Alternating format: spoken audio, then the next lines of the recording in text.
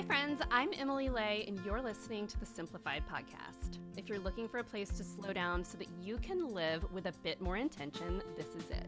You've come to the right place. Every week I invite you to explore the ways you can organize the complicated parts of life so that you can enjoy what truly matters most. We also just released our newest simplified apparel collection. The comfiest tees and a whole lot more are available at emilylay.co/shirts.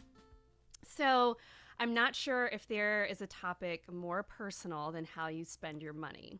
No matter if you're comfortable or if you're in a hard place, nothing can give you a roller coaster of feelings quite like the situations that involve money. I think we can all agree on that. I hope you've never received an unexpected bill in the mail and felt your stomach twist into a knot, but like most of us, you probably have. And if you've ever paid off a credit card, me, or a student loan, also me, I hope you felt the wonderful sigh of relief and burst of pride when you saw the amount you owed finally dwindle down to zero. If you're figuring out how to share money with a partner at home or a boss or a colleague at work, you know how quickly a conversation about money can escalate into something where tensions are running high. Like I said, money is very personal. Most likely, the way your parents behaved around money informs how you might view it and how you interact with it now. Maybe your parents followed a strict budget or were more relaxed about it. Maybe saving was a big priority. And how did they treat credit cards? You take these lessons with you as you grow older, get a job, and find that you're the one making financial decisions now. This topic is still a personal one. We're not supposed to talk about it with friends, colleagues, or anyone. But why is money so personal? I think it's because money represents our access to resources, and making sure we have enough resources to survive is something that's been hardwired in us over thousands of years. But I think there's more to it than that. On this show, every single episode boils down to one thing: how to help you figure out what matters most to you so that you can build the life you love. And I will tell you what, money may be an uncomfortable subject for some of you, but I guarantee that how you handle your finances plays a role in building the life you want for you and your family. And when I say that, I'm not talking about building the stuff you want to have. It doesn't mean being able to buy everything off your Amazon wish list, or taking the most luxurious vacations, or buying the fanciest cars. This is about figuring out what your family's biggest priorities are and giving you the ability to decide when and how you want to fulfill those priorities. Having enough money to decide how you and your family want to spend your time and resources, how you truly want to live, that is real freedom. And I want you to have that freedom. So here's what we're going to do today. Starting today, we are going to begin a new series on the show called Simplified Finances. This is something I've wanted to do for a very long time. I'm really excited about it. Every so often, we'll talk about personal finance, and for all you entrepreneurs out there, we'll also talk about making smart financial decisions for your business and how to invest your money to make sure you're getting the biggest possible return on the way you invest in your business.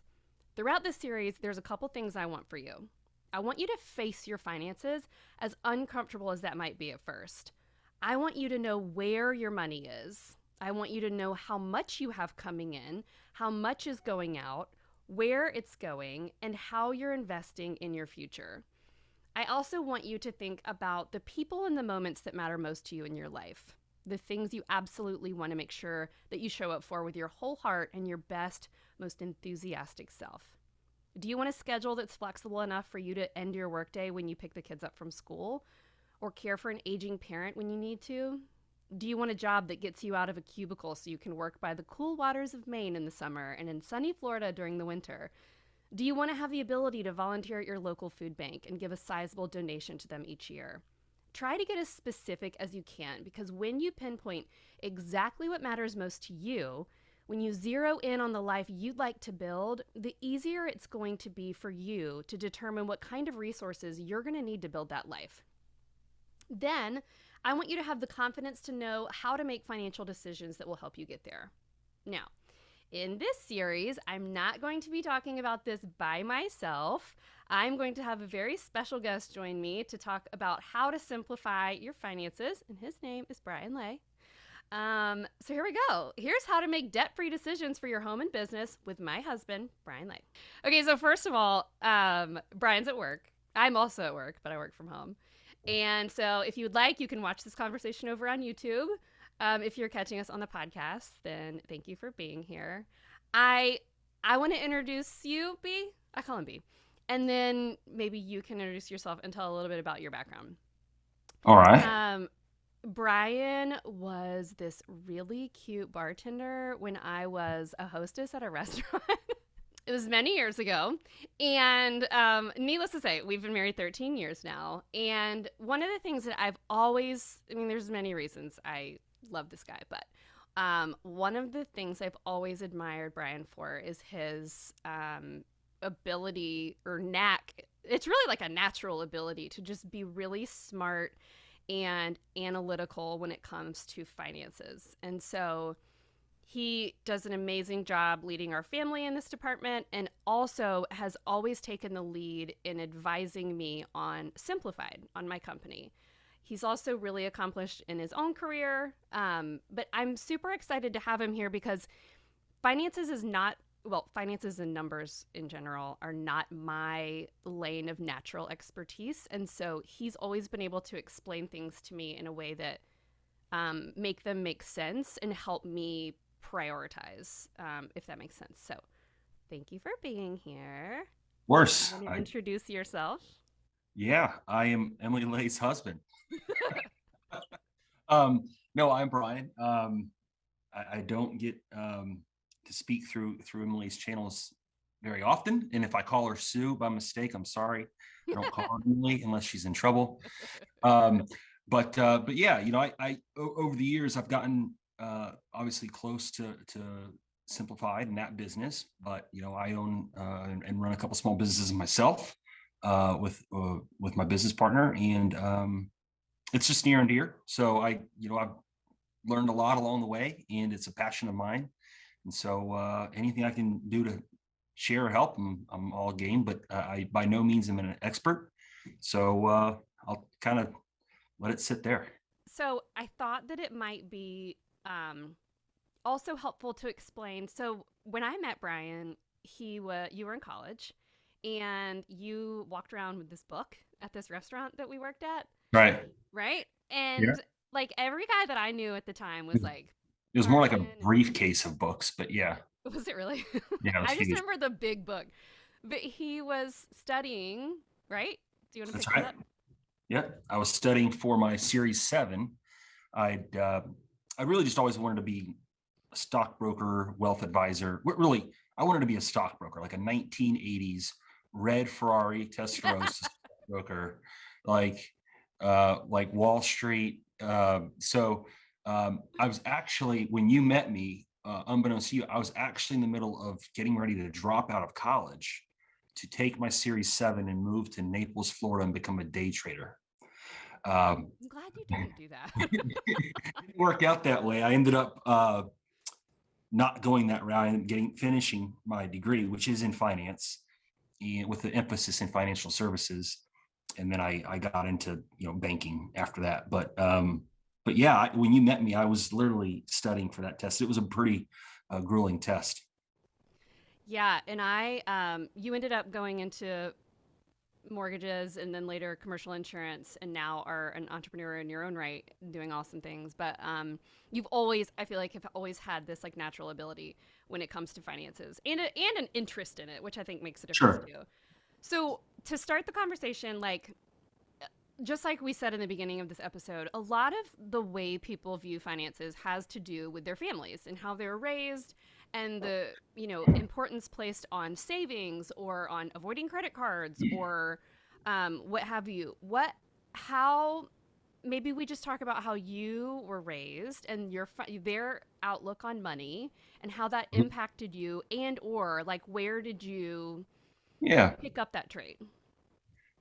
But I mean, well, sometimes you learn things because they're embedded in you by others, and it's imparted on you, and it's wisdom passed down from your parents. But sometimes you learn things almost in the opposite direction. You see what you don't have or didn't get, and you're starved of something, and then you kind of catch on to it, and then it becomes kind of almost an identifiable characteristic or something you really latch onto. So for me, it was kind of the latter. I was not raised in a financially savvy environment. I didn't get those life lessons. I didn't get that coaching. Um, and we didn't have all those means, and my parents just didn't have that background or that wherewithal. But I recognized that I wanted to learn, little things like if I wanted certain clothes, or if I wanted to drive a car, I had to get car insurance, or if I wanted to get a haircut more than once, every few months, my parents required me to pay for it. And so I had to get a job to pay for all those things as a teenager. And that kind of started the process, right? Like now I'm actually making dollars. Um, I still won't, I still don't think that I had much common sense about it, even, going into college, right? My parents didn't teach me, this is how you prepare for college, or this is how you prepare to afford college. I just, figured I'm 18, I'm going to move out of the house, I'm going to go figure out how to pay for college. I didn't even have the sense to get a student loan. So I like to brag on myself that I graduated college without any debt, but it's really just because I didn't know how to qualify for a loan. Mm-hmm. Um, and so, no, I don't think I had it. I think I was forced into it. And I think I was forced to work, and I bartended all through college. So I was always in a position of cash. So debt was never really part of my equation. If I needed to make money for rent, or needed to make money to pay bills, or to pay for classes or books, I would pick up a shift. I worked on a very transactional basis. And I mean, I remember the months or the weeks leading up to like the new semester, like I was taking every shift known to man because I had to pay for college. And so I guess in a long sort of answer, the living on a cash basis kind of taught you just to use what you have. It taught you how you had to budget very well, because you only worked you can only bank on so many shifts.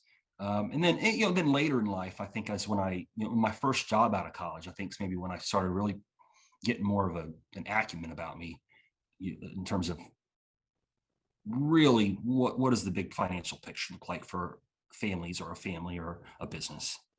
I love your story so much because it's an example of your situation does not define you, and you can take what you have and build the life that you want. I mean, I think about you working at the bagel shop, when you were a Mhm. kid, because you wanted to buy polos from TJ Maxx. That's right. You do what you got to do.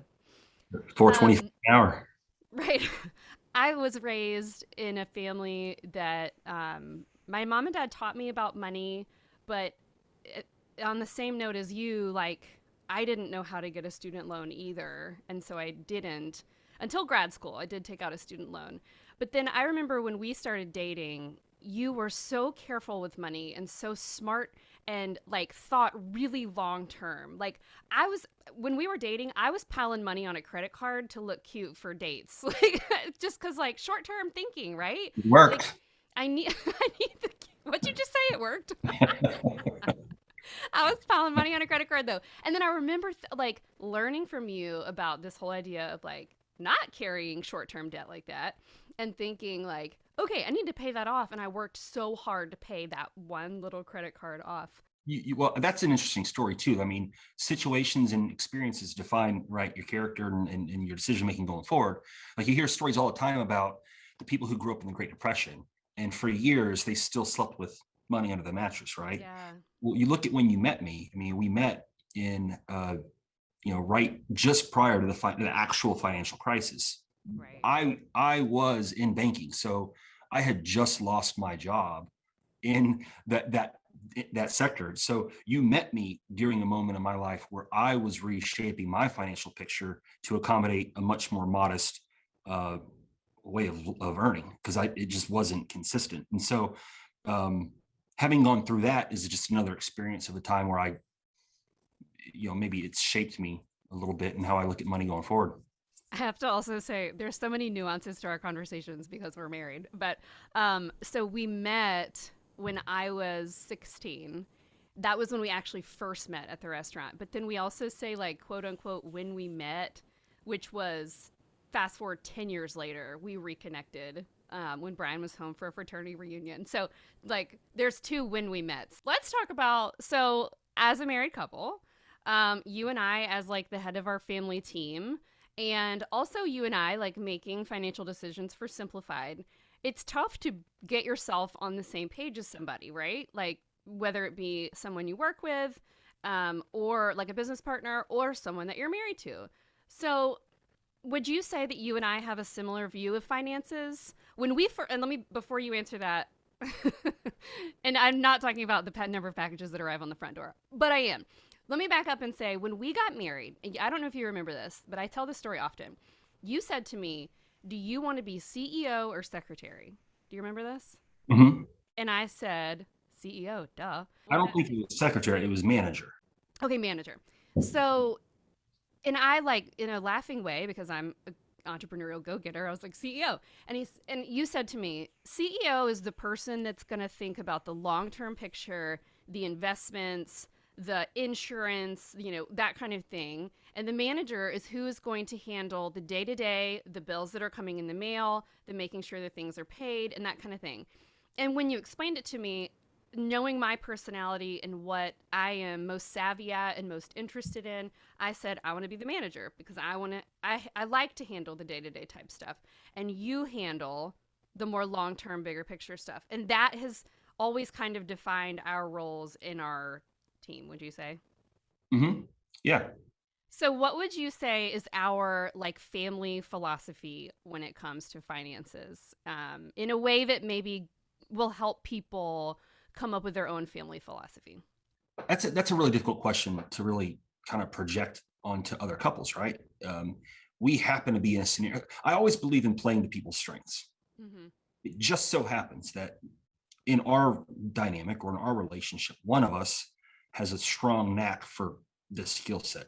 Mm-hmm. But if neither one of us did, the weight might be weighted out differently. But for us, because it is something I'm, heavily invested in, I'm passionate about, I'm educated on, you default to me very quickly.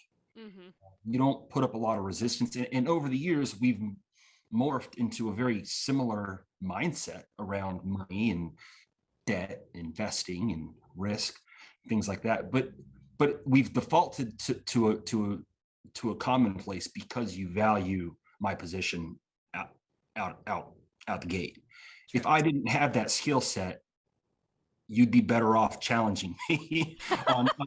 So it really just depends on what the natural skill sets are of people that are listening. And Yeah. if it, it's no different than if we were going in an area of organizing our family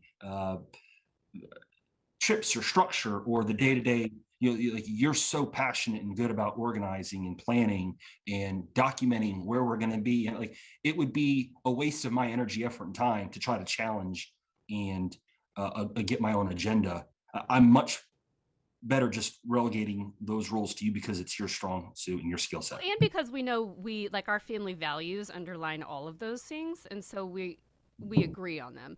Would you Right. say if there is a couple listening that neither one of them feel that it is their strong suit or they're educated enough on the financial things, would you say that it would be important for at least one of them to become educated in that area? Absolutely. We're talking about money, which money's not everything, but it's certainly a means to tools. It's a means it's a means to so many things. Mm-hmm. Um, it's such a big part of how we operate as a community Humans. and humans. So absolutely, somebody needs to make it a priority. Ignorance is not bliss when it comes to money. Totally agree. And that's also to say, if, like, we just discussed that our dynamic is that Bryan handles the bigger picture of things. Over the years, I've learned so much and been involved in all of the discussions when it comes to the bigger picture of things so that I can, in an educated way and a responsible way, carry the have those conversations with you and help make decisions for our family. So one thing, probably the main thing I'd like to talk about is our philosophy when it comes to running a debt-free company and also not carrying a ton of short term debt as a family. Where did that come from for you? And like, why would you say that that is important? I'll start all of this by saying I'm a big believer in debt, right? That's not probably what you're expecting to hear. I think debt is a financial tool. It is a vehicle that, when properly leveraged and properly used, it can be very powerful, and it can create a lot of wealth. That said, um, there's a time and a place for that. And for Emily's, for Simplified, for the business that we started, really the kind of the way that it came about was, it was coming off of an unproven concept out of the gate, right? You were working for the University of South Florida. You had a degree in English. So now we're going to start a graphic design company. We're going to make monograms, then we're going to go into wedding invitations, and then we're going to go into brands for other companies, and then one day it's going to turn into, I want to order a bunch of planners. And um, so if you're going to take on debt, the outcome really needs to be proven. Mm-hmm. If you're going to take on debt for something that's more risk on, you just have to really think through that. And from an early position, everything that you were doing, whether it was the first order or the scaling and getting to the second order or getting into the new product line or whatever it was all risky. We were taking the chips that we just earned from selling those those monograms. We rolled those into the invitations, and we rolled those in. So we were rolling everything up. And so we weren't in a position to risk it, to lose it. Right. And so why would we go into debt when, if we don't hit this mark, it's now a liability that we're responsible for regardless? And so it really, the debt-free concept, it makes sense for some, and trust me, I have other companies where it makes sense. So you Mm-hmm. need to know when to pull on debt. But in this situation, with so much of what we were doing being new and unproven, it really would have been a risky proposition for our family. But I would say that we did get to a point a few years in where it was proven. Things were selling out left and right. We had customers who were sometimes like angry that things were selling out in 5 minutes and they didn't have access to them. And we hated that too. We wanted to be able to have everything for everybody. Um, but we decided not to go out and take out a small business loan. We also had the opportunity to go on Shark Tank. I mean, we went a little bit down that rabbit hole and then decided, you know what? This isn't the right move for us. So, what kind of, and I know the answers to this, but for everyone else, like what kind of led those decisions when it was Yeah. a proven concept? Well, so when you have a proven concept, and I'm going to substitute another word in here where it may not always apply, but at this point we had a profitable concept, Mm-hmm. right? So now our business is not only proven, it's profitable, and we have sales data to kind of support forecasting on what we're going to order, right?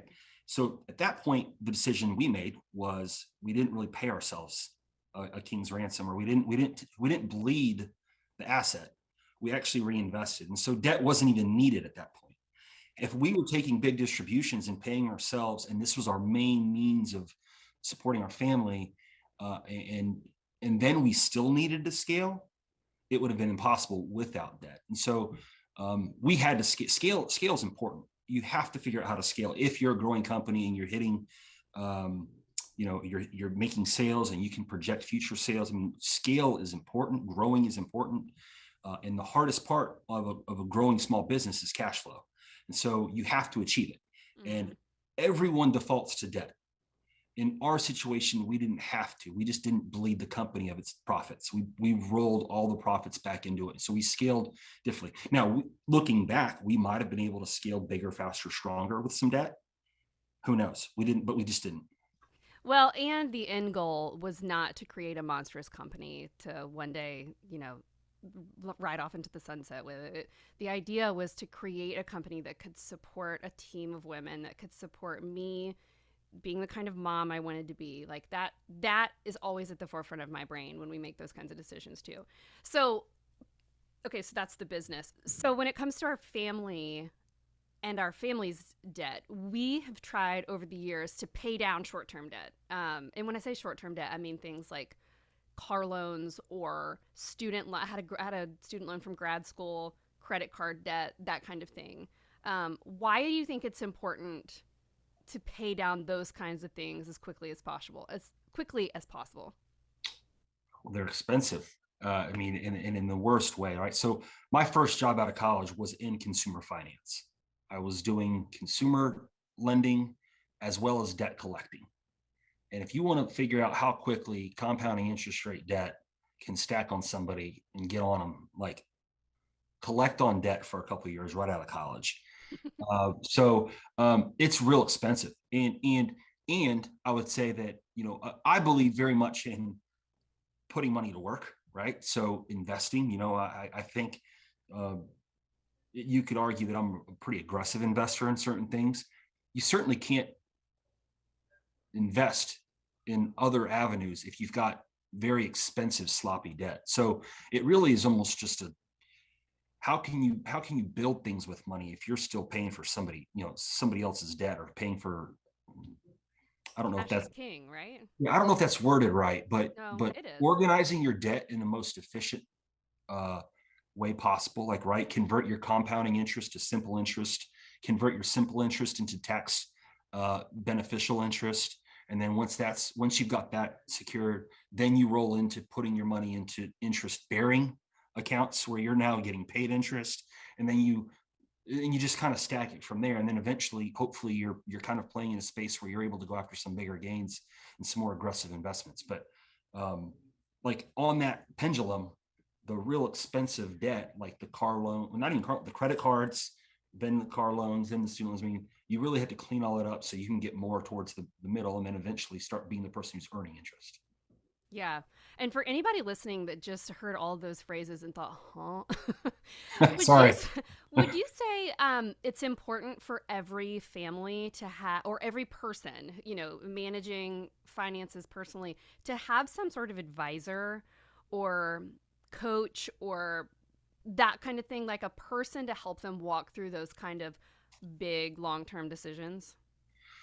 The easy answer is yes, of course. But the reality is, you have to learn some of this stuff for yourself. I've had the same kind of financial wealth advisor since I Mm-hmm. was 23 years old. We're going on almost 20 years of working together. Um, but I took the burden of learning a lot of that myself too. So when he and I sit down and have conversations, I'm not just nodding my head and signing Right. off on documents he's putting in front of me. Like, we're having meaningful conversations around what my goals are and what I want to accomplish. So the burden of learning is always going to be on the individual. Good point. Okay, last two questions for you. What would you say to someone who's listening and thinking like, "Oh, I'm in so much debt. My finances are hairy. My significant other and I, or maybe if they're a single person and they're thinking like, I don't, we're not good at this. I don't know where to start. Like, what would you say?" First of all, what a stressful place to be in. I can relate. I've been there. It's not easy. Um, I would say the whole we're just not good at this. Like, get that mindset. That's got to go. Mm-hmm. Get good at it. Prioritize your spending, obviously, and then you really have to start figuring out how to scale down your debt. Right? You start with the smallest balance first. You pay it, and then you roll that payment into the next. Look for consolidation loans. Look for a way to get that burden from underneath you. Because the minute you have um, financial flexibility, then you're always going to be in a better position to make better financial choices. Mm-hmm. Very few times when you're financially strapped and burdened will you make a good financial decision in the long run. You just can't. You can't invest in that project. You can't invest in that inventory. You can't invest in that education or that class. You can't pull money together to get those things that are going to get you further ahead until you do. Yeah, and just for anyone who didn't hear that, can you say that one sentence you said one more time? When you're in a place of financial hardship or Right. craziness. When you're, and I don't know exactly how I said it, but when you're in a bad financial position, Yeah. I mean, the odds of you making a good financial decision when you're in a Mm-hmm. bad financial position, slim. It's no Right. different than when you're in a bad mood, or you're in a really bad place in your life. What are the odds of you making a really positive and encouraging decision? Like, it just It's doesn't like happen. Like, you've it's got like to get going yourself grocery shopping when you're hungry. Like just don't do it. right. Exactly. It's a great, yeah, that's a good analogy. But it's kind of like you've got to maintain the high ground, right? It's the Right. art of war. So if you're always in a vulnerable position, you're not maintaining high ground. And So also, like, know where your money's going. I mean, I think so often we sign up for these like automatic things and automatic payments. We don't look at our bank statements. We don't know exactly what's going on our credit cards. We just look at the big number at the end of the month. Knowing where your money's going, where you're spending your money, and then cutting out the frivolous things so you can pay down that short term debt, I think is so important. we say all the time, like, don't confuse action with outcomes. And that applies to businesses as well as personal finances, right? So when we talk about, should I invest in this inventory? Or should I get this office space? Or should I get this new website? I've always, and this is something I've always, whenever you propose those questions, the first question I always ask you, and you can probably vouch for this, is what's the ROI on it? Like, Mm-hmm. how are you going to make money on that decision? Hey, I don't want to ship these boxes out of my living room anymore with my 3-year-old son. I want to go to a fulfillment center. Well, great. That's going to cost you on average around $3 a package. How do we get your cost? Like, right. So like, Yeah. you attach the dollar amount to the outcome. Mm-hmm. In your personal finances, I think people don't do that, right? Like, I'm going to sign up for this Netflix, like it was your example, or this restaurant bill, or whatever it is, and you go through these financial decisions, and you're not actually paying attention to where your money's going, and you don't really know what the opportunity cost is of that money going out the back door. And so, if you didn't do those 6 things this month, and you took those dollars and put it over here, what could you achieve? That's the opportunity cost lost. So there's just it's just really attach outcomes to the actions, and that's how you kind of entrust that you're doing the right thing. I love it. Okay, so we never fight about money, right? We don't, like we That used was a joke. early on. It was a sticking point because I'm a you like spender. you like to spend. You're great for the economy. I am. I like to spend. Um, yes. So, but over the years, we have, as most married couples do, like we've come to better understanding and agreements on what's most important for our family in the long term, not just in the short term.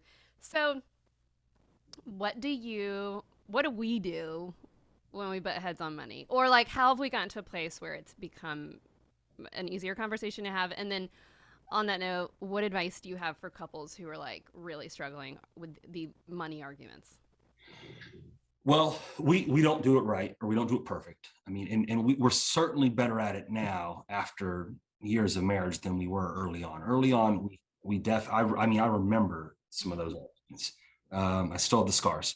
Um, It's always about the boxes that come to the front door for me. uh, I get in so much trouble. I do know this. There's one thing that you and I do very, very well, and that is that we are very transparent about it. Yeah. So again, I don't know if we're doing it all right or all wrong.